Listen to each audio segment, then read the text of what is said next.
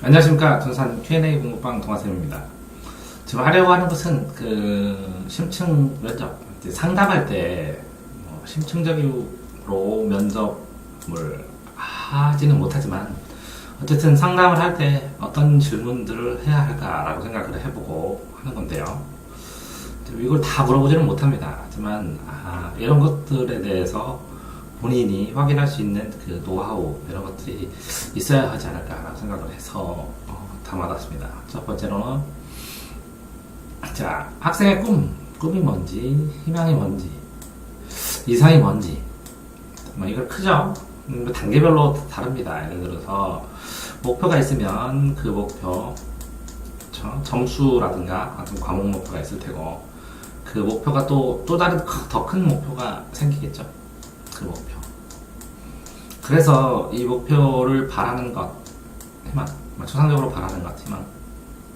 희망들을 이루어 나가면 꿈을 달성하게 되고, 꿈을 성취하게 되면 본인의 이상을 꿈꾸게 되겠죠. 이게 순차적으로 단계적으로 이런 것들을 어느 정도 확인할 수 있어야 되는데, 물어보는 과정 속에서 하나 둘 물어보면서 전체적으로 예측을 할 수밖에 없겠죠. 자, 두 번째, 이거는 그 학생에 대한 삶의 방향성에 대해서 질문하고 확인해야 되지 않을까라는 생각을 했습니다. 자, 두 번째는 체력인데요. 학생을 딱 바라보기만 해도 어느 정도 체력이 공부할 수 있는 그 체력인가, 아니면 공부를 지속적으로 하기가 힘든 체력인가라는 것들을 확인할 수 있겠죠. 그래서 신체적인 문제, 특이한 거는 병원 기록이 뭐 있는지, 알레르기가 뭐 있는지 이런 것들을 가볍게 물어볼 수 있겠죠. 그걸 가리는 음식이 있습니까? 왜 그러냐면 과자를 주거나 밥을 저같이 모든 가르치는 학생과 밥 먹는 선생님도 있으니까.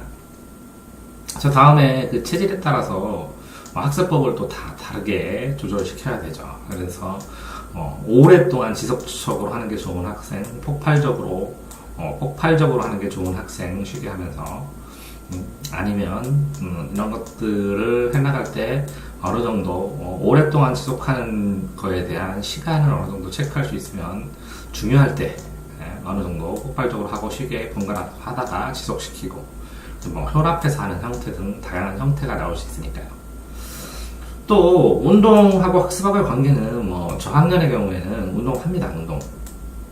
그러니까 운동 시간하고 학습 시간하고 학원 시간하고 겹치거나 아니면 운동을 다녀온 다음에 학원을 오거나 이런 경우가 많으니까 운동과 학습 시간의 관계에 대해서 알고 있어야겠죠.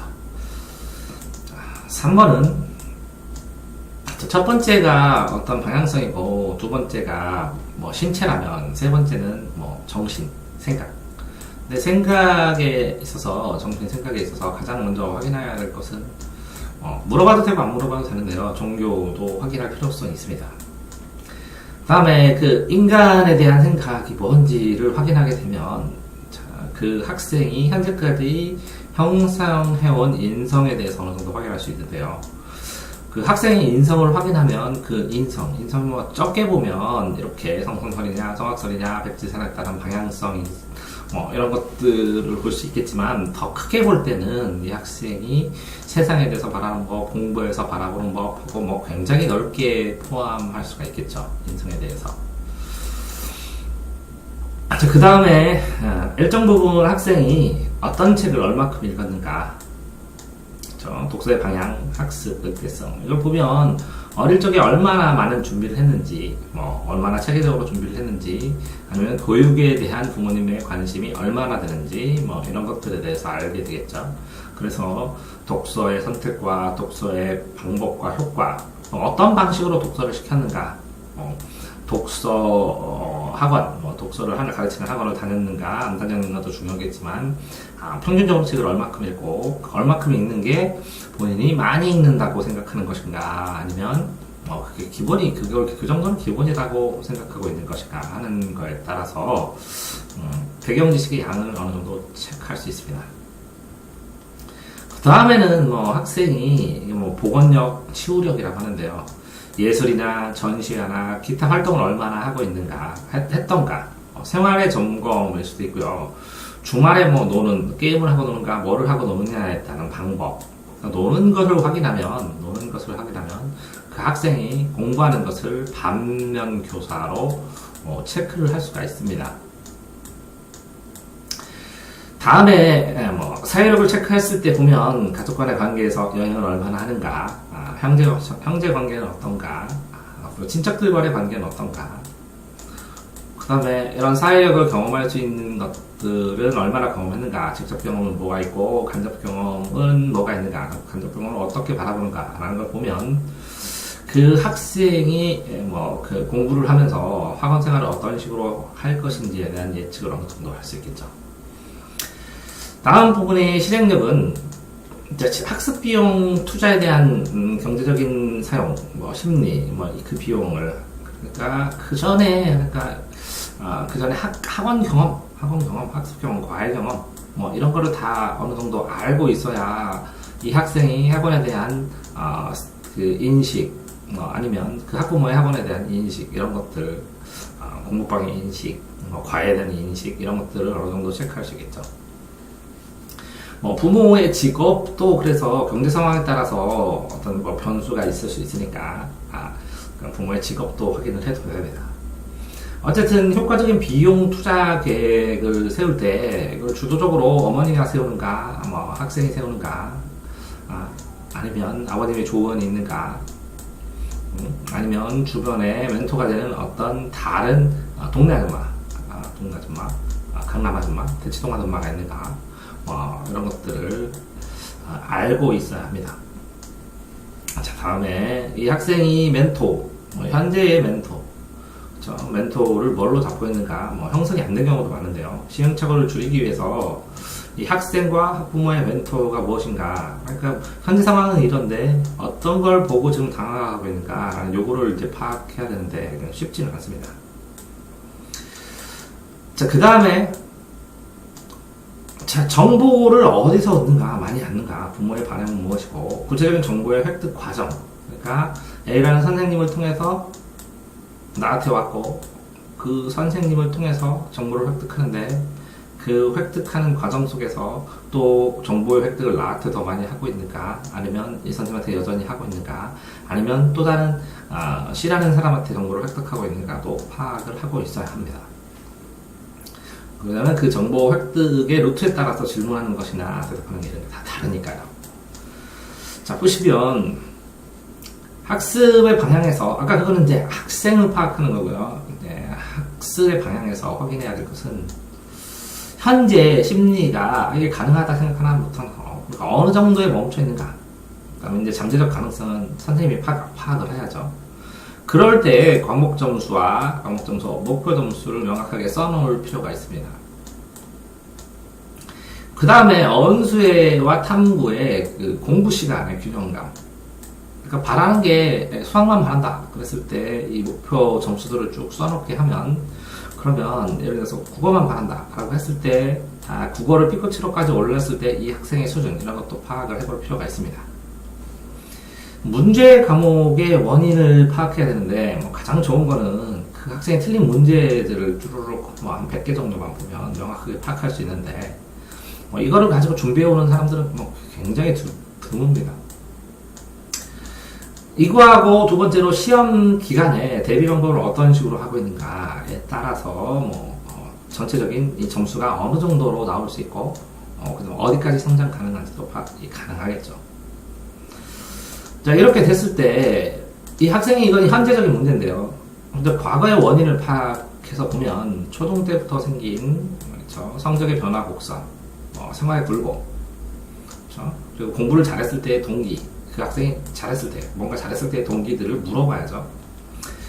그동안 받은 포상의 방법도 이제 확인해 봐야 되고, 효과적인 포상이 무엇인지도 물어보는 것도 무관하다고 생각합니다. 자, 이렇게 현재를 확정하고, 과거를 확정하는데, 과거를 이제 파악했는데, 미래로 나아가기 위해서는 전제되는 게 생활의 안정입니다. 학습 시간과 장소와 학습 유형이나 방법, 교재, 그다음에 나가야 될 그 교재에 대한 분량, 그다음에 그거에 대한 점검, 방법, 이런 것들까지 전부 다 확정이 되어야 되겠죠. 뭐 장소가 주변 독서실이 되기도 하고 도서관이 되기도 하고 그렇습니다. 그래서 뭐 학습생활 기록부, 누적기록부, 제가 늘 말하는 학습생활 누적기록부를 작성을 하고 조언을 합니다. 시간 관리나 뭐 학습 시간을 측정해서 이걸 보고서 조금씩 순차적으로 계산을 하는데 안정된 생활을 만드는 게 심리 안정을 통해서 반복되는 습관을 만들어주는 게 이제 첫 번째 목표겠죠. 자, 이렇게 습관을 만들고 순차적으로 반복되는 습관으로 순차적으로 기록을 하게 되면 기록을 분석합니다. 이제 이 기록을 쓰는데 이 기록도 진심으로 써야 됩니다. 그래서 항상 기록을 매일 점검하는 것도 의미가 있지만 일정 부분 시간을 주고 점검하다가 뛰고 스스로 쓰는지 보고 또 기록하게 하고 또 스스로 쓰는지 보고 또 점검하고 또 쓰고 이렇게 스스로 쓸 때까지 점검을 사이사이에 넣어주죠. 이렇게 기록 분석을 하게 되면 학생에 대한 이 문제점, 장기적인 문제점과 단기적인 문제점, 단기적인 문제점의 해결 방법도 있고 장기적인 계획과 해결법도 있습니다. 근데 단기적인 문제를 꾸준하게 해결해야 장기적인 문제를 해결할 수 있는 기회를 주겠죠. 근데 단기적인 문제를 해결해가면서 실제적으로 이제 부모님이 원하는 수준, 학생이 할 수 있는 수준과 부모님이 원하는 수준까지 변하는 동안에 그 이유, 아직도 학생이 A에 머물러 있는 이유를 부모님이 납득하지 않게 되면 나중에는 이제 학생의 교육이 중단되기도 하죠. 따라서 학생은 충분히 납득을 하더라도 부모를 납득시킬 필요가 있어 보입니다. 그래서 이 부모까지 설명을 해줘야 되는데 부모를 납득시키더라도 학생이 또 납득하지 못하는 경우도 있겠지만 대개는 학생은 납득하고 부모가 납득을 못하는 경우가 생기겠죠. 어쨌든 이렇게 안정된 장기 단기 문제점을 해결하면 그 다음에 이렇게 사소한 연습장이 있는지, 필통은 있는지, 가방에 무엇이 있는지, 책상에 어떻게 정리하겠는지, 기본적인 학습 준비가 됐는지, 그걸 활용해서 쓰고 정리하는지, 정리의 방법까지가 체크가 되어야 됩니다. 이렇게 체크가 돼서 물어보면, 글쎄요, 이렇게 지금 있는 것들은 가르치는 순서와도 관련이 되겠지만, 연습장이 있는지 확인하고, 장기 구획이 있는지 확인하고, 시간 관리 어떻게 되는지 확인하고 이렇게 단순한 체크리스트의 기능도 충분히 한다고 봅니다. 자, 이렇게 하다 보면 학습 외적인 문제를 찾아야 이 학습 장애의 원인이 학습 자체가 아니라 외적인 문제가 발생되는 경우가 굉장히 더 많습니다. 그래서 이 외적인 문제를 비껴나가는 생활을 설계하고 학습 단계를 설정을 해나가죠. 그래서 이렇게 이 설계한 것들의 과정을 분석해보면 학원이나 학습을 정리해서 이제 이 학원 학습과 과외와 동영상과 학교를 시너지 효과가 나게 이 자기주도 학습 이것들이 자기주도 학습에 기여할 수 있도록 설계를 해주면 본인의 이제 학습 템포가 이제 어느 정도 구체적으로 드러나기 시작합니다. 그럴 때 예습의 능력에 따라서 복습을 하는 게 당연하겠지만 능력에 따라서 예습을 하고 예습을 땡겨서 하게 되면 나중에 이제 그게 선수학습이 되기도 하고 6개월 정도 땡기면요 한 2년 정도 땡기면 선행학습이 되기도 하죠. 이런 학습 측면의 것들을 볼 때 영향적으로 또 많이 주는 게 친구입니다. 청소년 나이에는 친구들을 따라서 왔다 갔다 하기도 하고 내가 진행하는 것들이 친구의 개입에 의해서 깨지기도 하고 내가 진행을 하다가 힘든 거를 친구의 격려나 아니면 라이벌 의식에 의해서 또 발전을 하기도 하고 다양한 관계가 학습에 영향을 주는 무슨 요인이 되기도 하죠. 자, 이런 것들이 생활이 안정되죠. 그러니까 제일 1번에서는 어떻게 했죠? 학생을 파악하고 두 번째는 이제 생활의 계획을 짜고 학습의 계획을 짜면서 실행을 하고 분석을 합니다. 그렇다가 보면 이제 세 번째는 큰 목표로 이렇게 진학 계획을 짜게 됩니다. 진학 계획을 짜게 되는데 학생과의 관계에서 리더십, 임원이나 서클이나 모임이나 학원 속에서의 역할, 다음에 독서, 뭐 포트폴리오를 짜야 되는데 요즘은 뭐 제목만 써도 된다고 그러는데 지금 문제입니다. 어떻게 될지. 어쨌든 독서량을 확인하고 감상문 쓰고 대회를 나가고 스펙을 만들기도 하고 그렇죠. 그 다음에 이제 자발적 봉사가 되기도 하지만 어쨌든 봉사의 계획도 써야 되고 그런 다음에 이 현재 대학 설정 못합니다. 왜? 뭐 항상 이만큼 점수를 올렸을 다음에 대학을 선택하려고 하니까 현재 상황에서는 현재 상황에 맞는 대학을 구하지를 못하죠. 그러니까 미래 상황에는 막 대학을 하기에는 너무 멀죠. 그러니까 가운데 있는 이렇게 단계적 대학들을 정해놔야 됩니다. 그래서 이 단계적 대학들을 가면 어떤 조건들을 성취해야 되는지 하나씩의 목표를 그러니까 설정을 해둬야 되겠죠.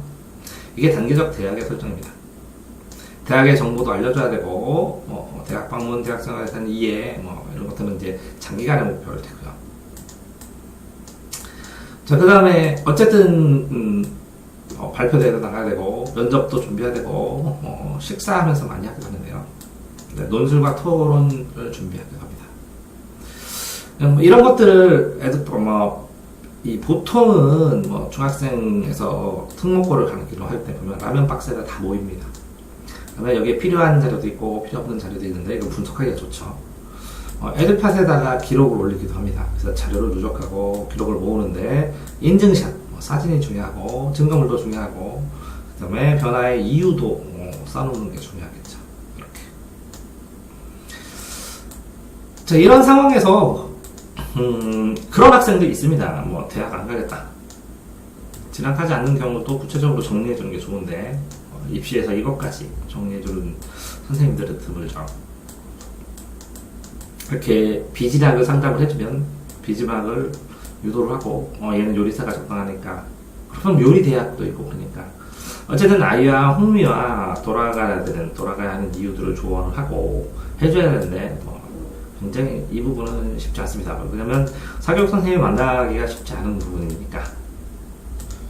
자, 진학정보, 수능과 내신의 차이, 학습량을 했을 때 수능과 내신 준비의 방법의 차이, 시험 문제 풀이의 접근과 공부 방법의 차이를 이제 익숙하게 이제 진학 지도를 정식으로 시작하게 하죠. 그러다 보면 진학을 하다 보면 이제 등급이 영향을 주니까 이 등급에 따라 양이 다른 게 가장 큰 건. 목표가 달라지면 양이 달라지지 대학이 아니라.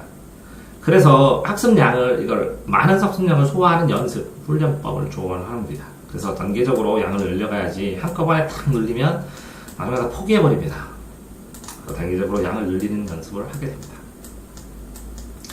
자, 이렇게 첫 번째는 뭐였죠? 학생 얘기고 학생. 두 번째는 뭐겠죠? 생활습관. 세 번째는 뭐였죠? 진학. 근데 학습진인데, 그럼 네 번째는 개선 방향이네요. 방향. 그래서 전제 조건. 개선. 학습진. 그죠? 그러면, 방법도, 길, 학습진도. 이렇게 네 가지 외우시면 되겠네요. 학생, 습관을 잡는 법, 진학지도 하는 법, 그죠? 도리, 방법. 왕도를 찾는 것. 기준.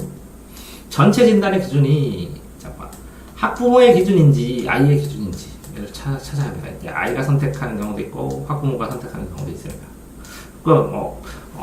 방관은 아니고 방임형 부모가 있고 통제형 부모가 있고 이렇게 다 다릅니다. 기준의 다양성으로 이제 우선순위를 부여를 해줘야 됩니다.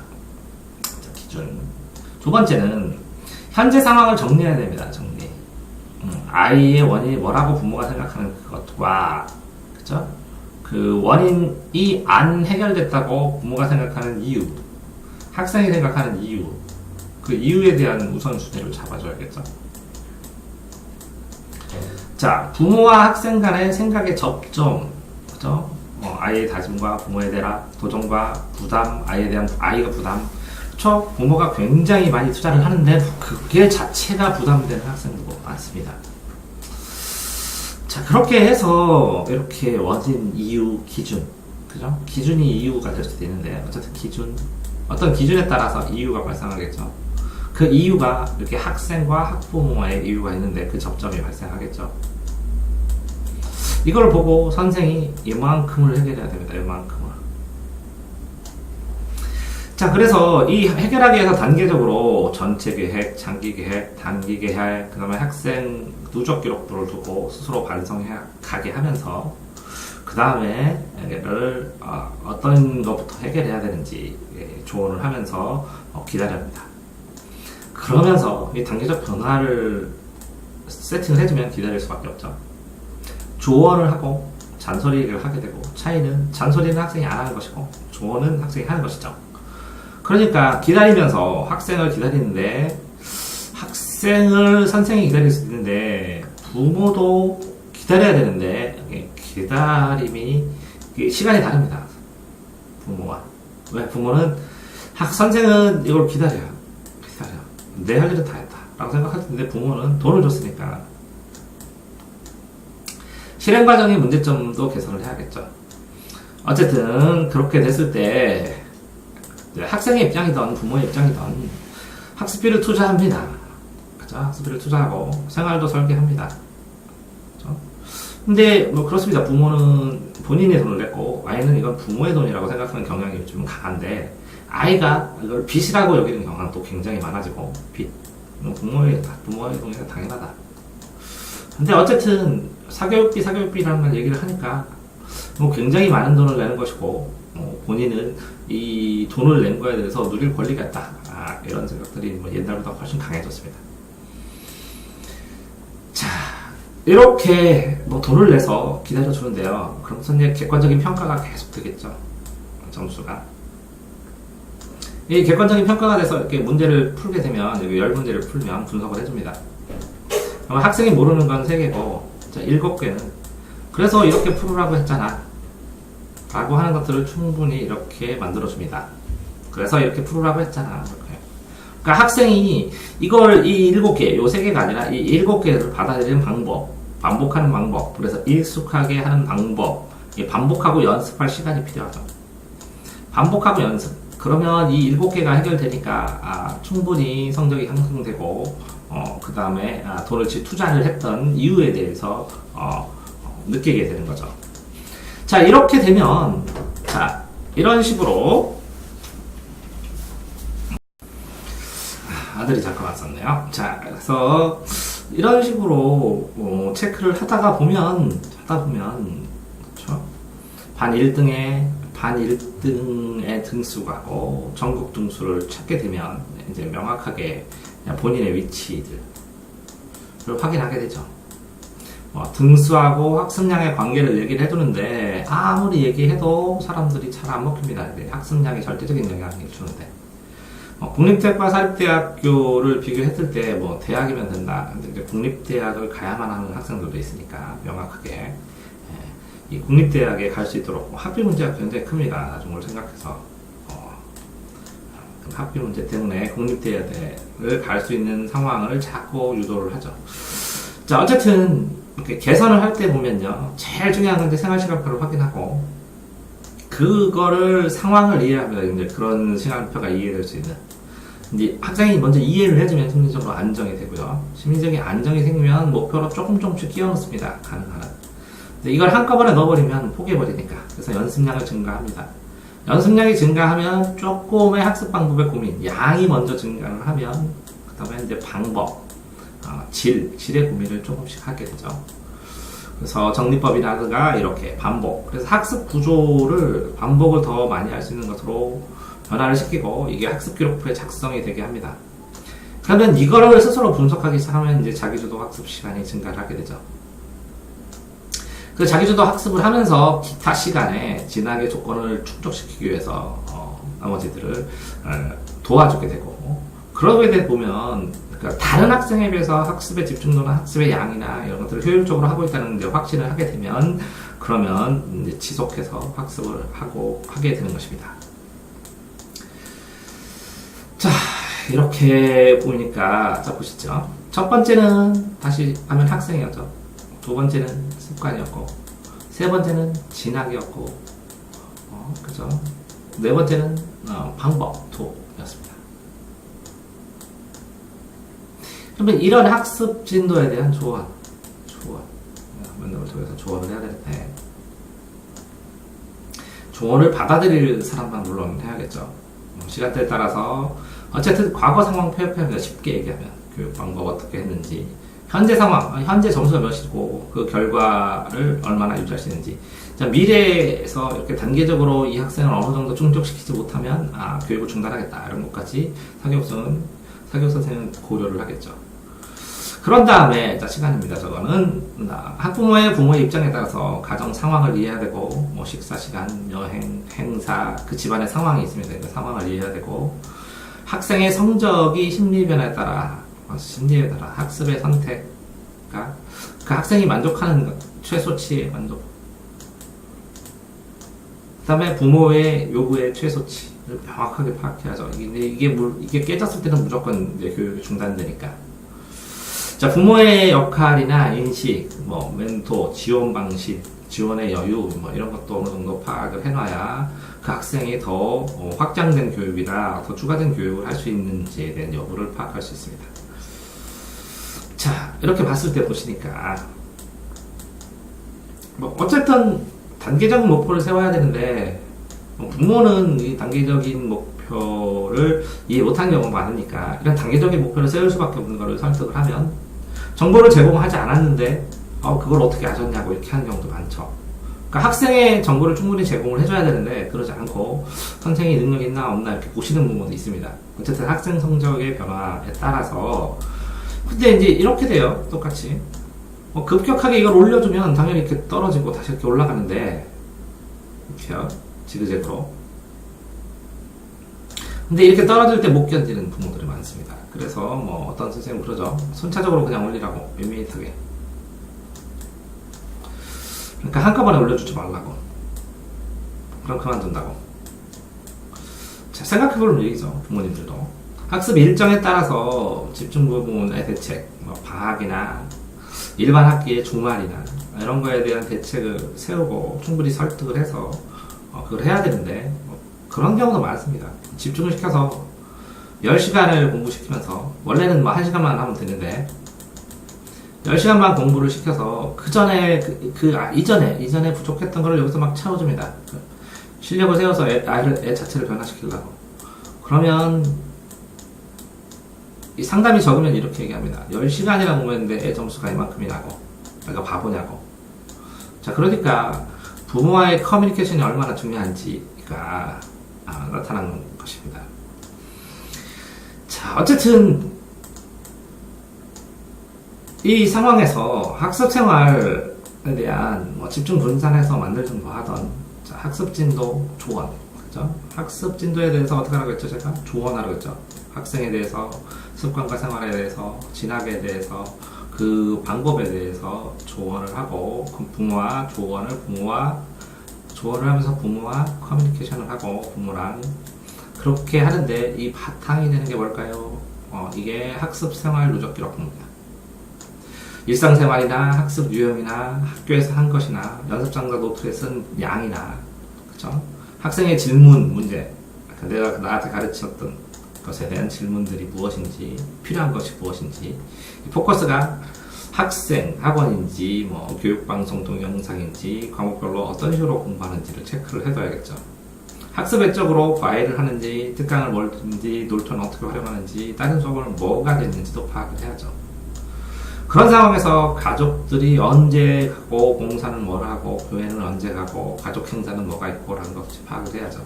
이런 전체를 파악해야 되는 게 공부방이겠죠. 그래서 이 전체를 파악하는 공부방을 저는 차렸는데, 학원에서는 이거를 과목만 하면 되지, 이 학생 내 과목 점수만 올려주면 되지. 맞습니다. 학원은 한 과목을 하게 해주면 되고, 종합학원이 아닌 경우에. 그렇죠? 근데 아이를 지도한다는 것은, 이렇게 아이를 전체를 알고 있느냐, 아이를 파악하고 있느냐, 그 아이를 전체를 알고, 아이가 바라고, 부모가 바라고, 원하는 쪽으로 이끌어줄 수 있냐의 문제겠죠. 따라서, 전체적으로 학습에 대한, 한 과목, 한 과목 학습에 대한 지도만 하시는 분일지라도 초기에 뭐 이런 설문 리스트라든가 이런 걸 통해서 이렇게 이 아이에 대한 파악 리스트를 통해서 파악을 좀 해놓으시면, 그러면 내가 이렇게 가르쳐서 이렇게 점수가 올라가는데 내가 왜 그만두지? 좀 뭘 바라는 거지 도대체? 라는 거에 대한 문제점은 적어질 것이라고 생각합니다. 이 문제는. 또 학부모들의 경우에도 보세요. 거꾸로 가면서 한번 설명을 해드리겠습니다. 학부모들의 경우에도 이게 사소한 것 같지만 가족 행사가 뭐하고 뭐 하는지 이렇게 전화 통화는 안 되더라도 문자로 정보를 제공해 주실 필요는 있습니다. 그래서 가르치는 선생이 멘토가 되고 중심이 되는 선생님이 있다면요, 학습 쪽으로 이거 뭘 해야 되는지도 문자로 질문할 필요는 있습니다. 학교 생활이나 연습장 뭐 이런 거, 학습 누적 기록부 제가 그랬잖아요. 누적 기록부, 학습 캘린더. 다른 잔소리는 하나도 안 하도 학습 캘린더나 학습 누적 기록부는 들여다볼 필요는 있습니다. 아이의 시행착오나 아이의 전체 방향에 대해서, 아니면 격려, 뭐 이런 측면에서도 들여다볼 필요성이 있습니다. 또 거기다가 이렇게 학생이 뭐 학교 다닐 때는 이제 변하기가 쉽지 않습니다. 집중할 타이밍이 언젠가, 분산해서 보통 이제 공부를 하게 되는데, 집중할 타이밍이 언젠가, 방학이다. 그러면 이 방학. 그래서 저 같은 경우에는 매 방학 때마다 아침 10시부터 저녁 10시까지 12시간 프로그램을 진행을 하는데요. 초육도 공부 한 번도 안 했던 초육도 12시간을 즐겁게 하는 경우도 많습니다. 자, 이렇게 집중할 타이밍, 주말에 집중할 타이밍, 이 집중할 타이밍에 무엇을 시행할 것인가, 이 주말탕을 집중을 해서 몇 개월 동안 어떤 효과를 볼 것인가를 좀 생각하고 오셔야 됩니다. 자, 또 학부모들 봤을 때 여기에서 뭐 이렇게 아이의 전체 흐름에 대한, 상황에 대한, 그죠? 상황에 대한 그런 흐름과 상황에 대해서 부모의 역할을 어디까지 할 것인가? 그러면 내가 하지 못하는 역할을 어떤 방식으로 조언을 할 것인가, 어떤 전문가를 찾을 것인가도 좀 생각을 해보셔야 합니다.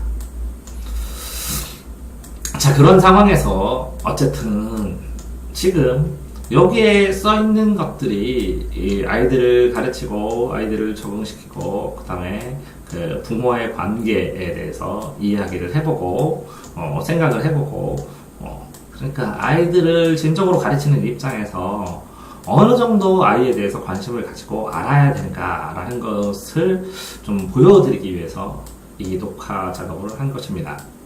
이것들을 하나하나의 리스트로 써놓은 것들도 굉장히 많고요. 이거를 하는 동안에 심리 테스트, 성격 테스트, 그 다음에 아이디의 여러 가지 테스트들도 굉장히 많이 모았는데요. 그보다 더 큰 건 대화입니다. 진솔한 대화.